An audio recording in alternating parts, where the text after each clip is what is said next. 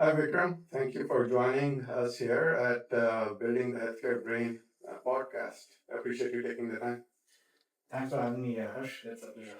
So, Vikram here is CTO Platforms for Genzeon Platforms, and we are all both building together the healthcare brain. So, I think folks have been asking us when we started this journey, I think maybe it was a few months ago, we started this journey thinking about healthcare brain as a knowledge model of the organization.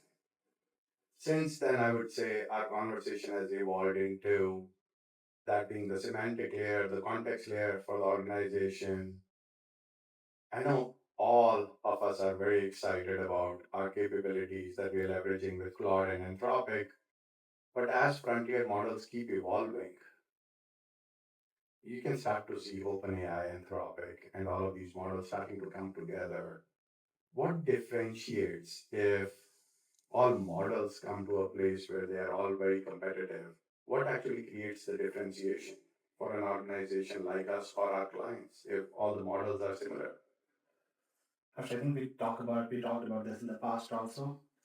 The long term, very long term vision is everything will be the same, right? But that is way off in the future. For the short term, next 3 to 5 years, I believe having the context, the knowledge, the specific processes and workflows that are inside your organization, codifying them in some fashion on format. Like today, we pretty much use heuristic applications, as plain old applications for codifying them, right? From there, going into simple text files or markdown files where we codify that knowledge and try to use LLMs that power the agents on top of it. The organizations which are able to make that transition successfully are the ones I think which are going to survive going forward because that's what's going to differentiate them as these frontier models evolve at a rapid pace. Yeah, I think our clients are again. We are helping our clients launch cloud code capabilities. We were recently talking to Jim at HealthFuse, and he mentioned they are seeing 3x, 5x productivity by using cloud code. But he actually had the same concern: how do we maintain IP, and how do we retain the organization knowledge? And our conversation also went down into how do you leverage the organization asset in something that runs locally while you still leverage the frontier models.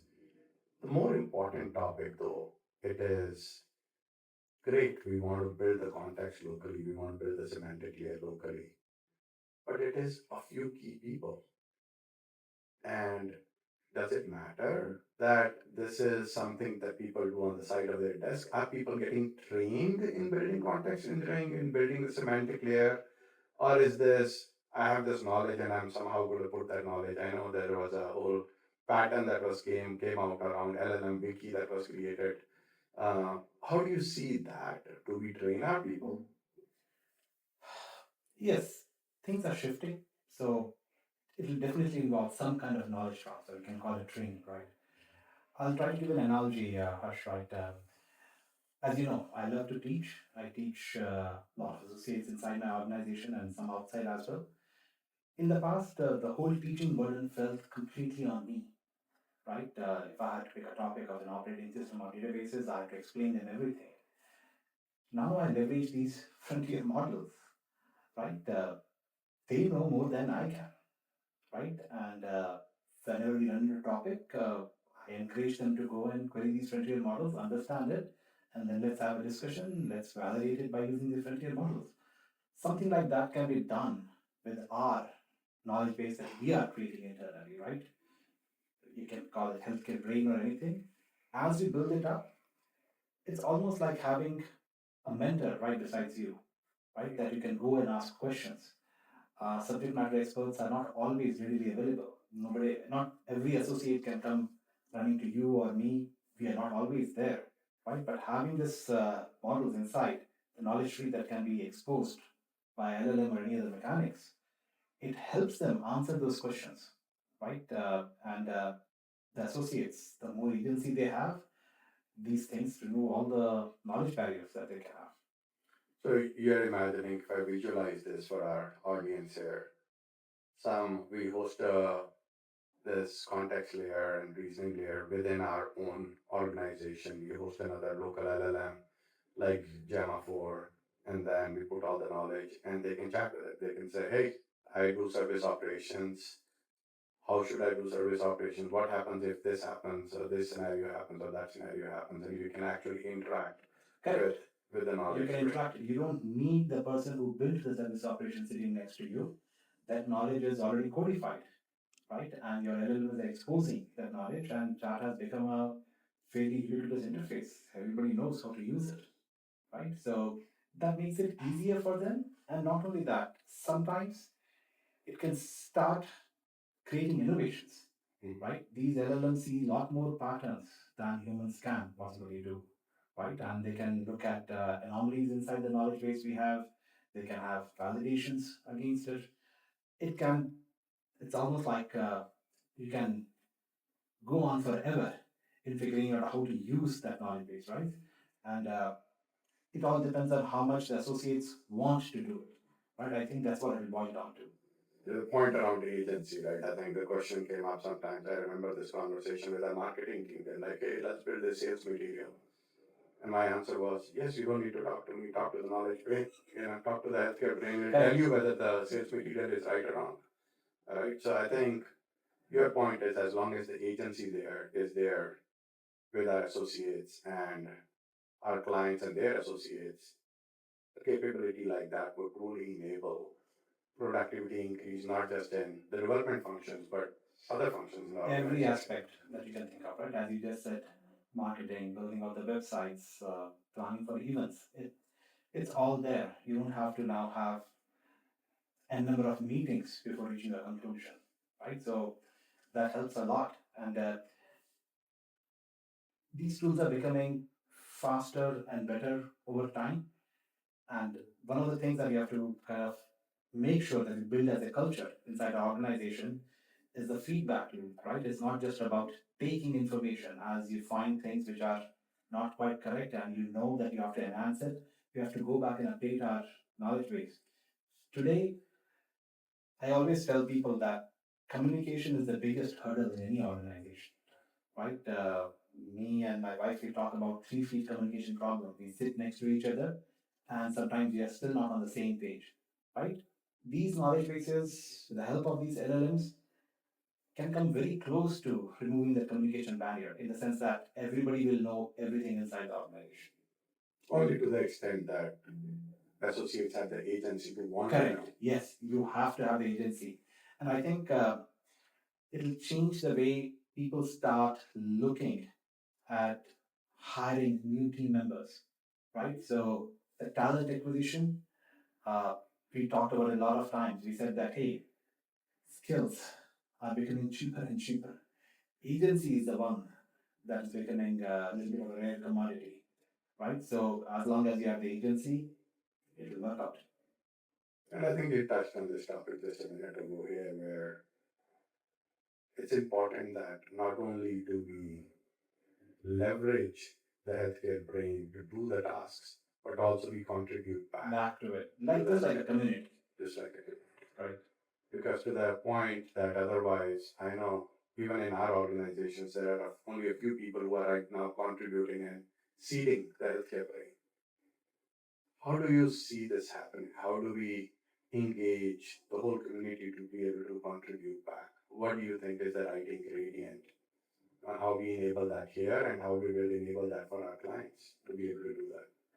That's not a simple, straightforward problem to solve, right? Because knowledge management, just like communication, has been a barrier for a lot of the organizations to scale, right? So we are not different from any of them, right? From my perspective, a lot of change happens to the culture, right? So we have to build a culture where people are inquisitive. They will go out and get more knowledge sources. Remember, knowledge doesn't just exist in vacuum, right? Somebody somewhere has to learn things, right, to be able to contribute back to our knowledge base, right? So that culture has to be built up. It's not always about following the instructions that you're given. It's always about doing the research, asking the questions, and trying to make sure that all the dots are connected. And if they are not, figure it out why. And once you find out, go back and contribute to the knowledge base. And The same thing applies for our clients as well, right? Yes, we can give them our accelerators to make it a little bit easier for them, but at the end of the day, they will also end up having to change the culture in their organizations to make sure that they can take advantage of these new amazing tools that are coming up in the market now. So, in some ways, some of the problem remains the same, where you need to manage the culture aspect of it, which I think makes sense because at the end of the day, it's still the same human beings and the same challenges.